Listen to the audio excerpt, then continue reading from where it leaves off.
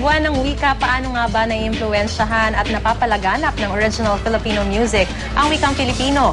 Kumusta na ang OPM sa kabila ng kasikatan ng mga banyagang musika tulad ng nauuso ngayong K-pop?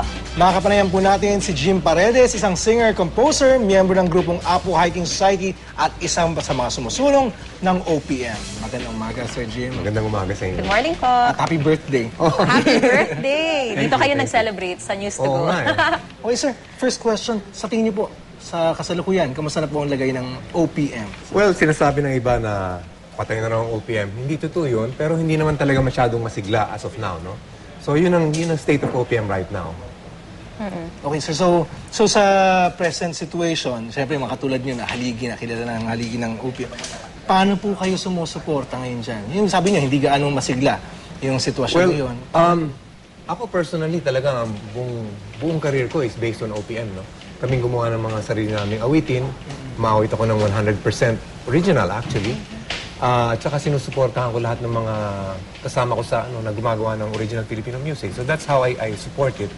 And nagbibigay ako ng mga talks sa university, sa civic groups and everything, pati sa KBP, sa media, on how important it is na magkaroon tayo ng sariling repertoire natin.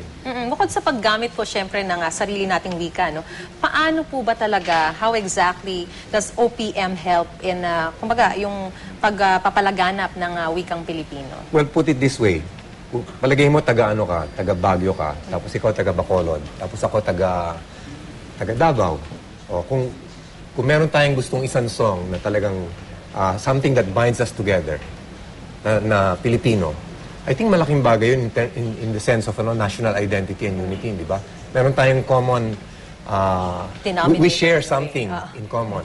Na, tapos i-multiply mo yan ng marami, pati sa books, sa music, sa art, sa lahat ng mga bagay.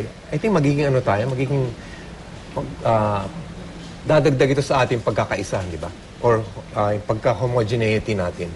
So, isa sa mga kinakasangkapan ngayon sa pag-promote nga ng OPM is yung internet, yung website. Can you tell us more about it? Well, I tweet, I Facebook, I have a website. I contact as many people as possible. At saka, I open the discussion tungkol sa OPM, tungkol sa mga maraming issues actually, and that's yun ang aking way of doing it. Pero Sir Jim, I understand merong OPM website na rin kasi na-cover ko to nung inilunsad nila Ogie Alcacid. OPM to go. Actually, may dalawa yan. May OPM to go, merong mymusicstore.ph, .com. So, murang-mura lang, no? Parang mga 15 pesos ata per pag dinownload mo yung isang kanta. Saka ang mahusay dun, hindi ka na hindi ka na you can be sure na hindi piracy yun. Definitely. No? Kasi kung bibili ka pa ng physical CD, you either go to a store, bibili ka ng legal, o pupunta ka sa mga illegal, di ba? Itong download, wala. Hindi ka nang alis ng bahay mo. Nandun lang sa computer mo. After, at composer, singer, lahat kumikita. Kompleto. So hindi lumalabas sa parang lugi. Kasi it took some time, di ba, bago natanggap yung downloading para ibenta yung mga music. Palagay ko yan ang bagong template ngayon ng pagbenta ng music. Hindi na yung mga CD.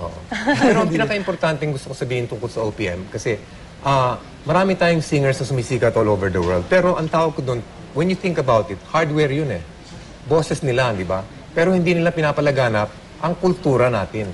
In other words, individual talent or Filipino talent, sabihin mo. Culture is music and songs. K-pop, yun. Culture ng Korea, binibili natin. Ngayon, ang nangyayari sa mundo, believe sila sa Filipino singer, pero hindi pa yung culture. Dahil hindi natin pinapalaganap yung ating songs. Nabanggit niyo po yung kultura. Nakilala po ang Apo Hiking Society dahil sa pagpapakilalang kulturang Pilipina, yung mga kantang Pilipino. And kahit nga hanggang ngayon, yung mga kanta nyo, kinakanta pa rin ng ibang mga banda, ibang mga nire-revive nila. At ngayon po, meron pang movie. Pelikula na. So can you tell us about it, Sir Jim? I Doobie Doobie Doo is a movie na ginawa based on the music na ginawa ng Apo Hiking Society. So gumawa sila ng listahan ng mga songs at gumawa sila ng kwento na parang swak dun sa mga songs na yun. Tapos it's a musical. And it's matatawa ka, maiiyak ka, papalakpak ka, sisigaw ka. Nakakatuwa. Gaano po kayo ka-involved dito sa paggawa ng I made, pelikulang? well, it's my songs. And Danny's and Boboy's, no? Pero, nung nanood ako, tuwan-tuwa ako kasi people were singing in the theater, tapos they were clapping with the beat, tapos magsasay, sabay-sabay collective sigh, tapos may mga umiiyak pa. Talagang sikat na sikat Happening po yung talaga. mga musika nyo at syempre sa lahat ng ating mga kapuso, sariwain muli natin yung ganitong mga musika ng Apo Hiking Society. Kaya panoorin natin yung panoorin. Saka itong ating, itong music natin, itong ating, bahagi ito ng ating pagka-Pilipino. You know, very often we concentrate on our poverty, yung kahirapan natin. Let's concentrate on what makes us happy. Yes. Kung ano yung nagbibigay buhay sa ating, sa What makes it more fun araw-araw. here in the Philippines. Exactly. Alright. Maraming salamat po, Ginoong Jim Paredes, at magandang umaga po sa inyo. Salamat.